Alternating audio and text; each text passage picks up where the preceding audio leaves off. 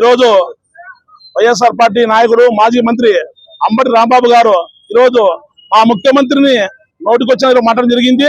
మా అధినాయకుడు ఆదేశాలు ఇస్తే కనుసైలు చేసే మీ పరిస్థితి ఏంటో ఒకసారి అది చెప్తాను. మేము మీ వైఎస్ఆర్ పార్టీకి లౌక్యం తెల్లు, నైతిక విలువలు తెల్లు, సామాజిక సృహ తెల్లు. గతంలో మీరు నోటికొచ్చిన మాట్లాడి 11 స్థానాలకు పరిమితమయ్యారు.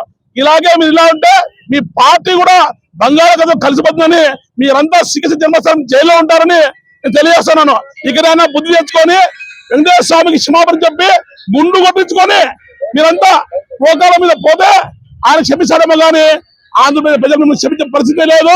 అంబటి రాంబాబు ఈ రోజు ఆంబోతుల ఒళ్ళు కొవ్వు ఎక్కి నాలుక మందంతో చంద్రబాబు సార్ గురించి తప్పుడు కూతలు కూస్తున్నావు. ఒళ్ళు జాగ్రత్త అంబటి రాంబాబు. ఏం మాట్లాడుతున్నావు? ఇష్టం వచ్చినట్లు మాట్లాడుతున్నావు. జగన్ రెడ్డి అండ చూసుకొని ఏది మాట్లాడినా చెల్లుతుంది అనుకుంటున్నావు. అతి తొందరలో నువ్వు నీ నాయకుడు జైలుకు పోక తప్పదు. ఈ రోజు రాష్ట్రంలో జరుగుతున్న అభివృద్ధిని, సంక్షేమ పథకాలని చూసి ఓర్వలేక ఇష్టం వచ్చినట్లు మీడియా ముందర కూర్చొని నోటికొచ్చినట్లు మాట్లాడతారా? సిగ్గుందా అని అడుగుతున్నా. ఇదేనా మీ నాయకుడు మీకు నేర్పించింది? మేము కూడా ఆ మాటలు అనగలము, ఎందుకంటే మాది క్రమశిక్షణ కలిగిన పార్టీ. మా నాయకుడు మాకు అది నేర్పించలేదు.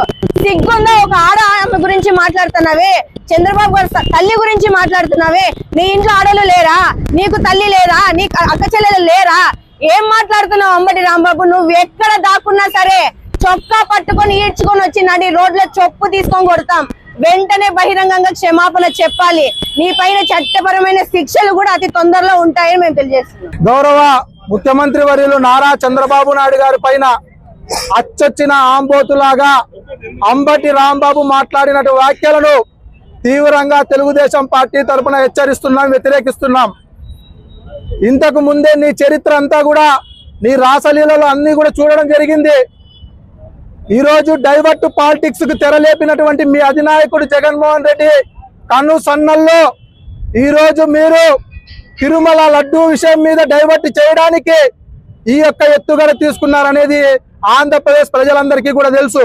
అతి తొందరలోనే మీరు శ్రీకృష్ణ జన్మస్థానం అయినటువంటి జైలుకు పోయేదానికి కూడా మీ పేర్లు ఉన్నాయనేటువంటి ఆలోచనతోనే ఈరోజు ఈ విధంగా మాట్లాడినారు. మా చంద్రబాబు నాయుడు గారి పైన అసభ్యంగా మాట్లాడితే మా ఎడమ కాలు చెప్పు తీసుకొని అంబటి రాంబాబు మెట్టి ఇరిగేదట్లా కొడతామని చెప్పి కూడా ఇవాళ మేము తెలియజేస్తున్నాం. మేమొక్కటే కాదు, ఆంధ్రప్రదేశ్ రాష్ట్రంలో ఉన్నటువంటి తెలుగుదేశం పార్టీ నాయకులందరూ చెప్పులు తీసుకొని ఈ రాష్ట్రం బహిష్కరణ అయ్యేంత వరకు కూడా కొడతామని చెప్పి కూడా తెలియజేస్తున్నాం.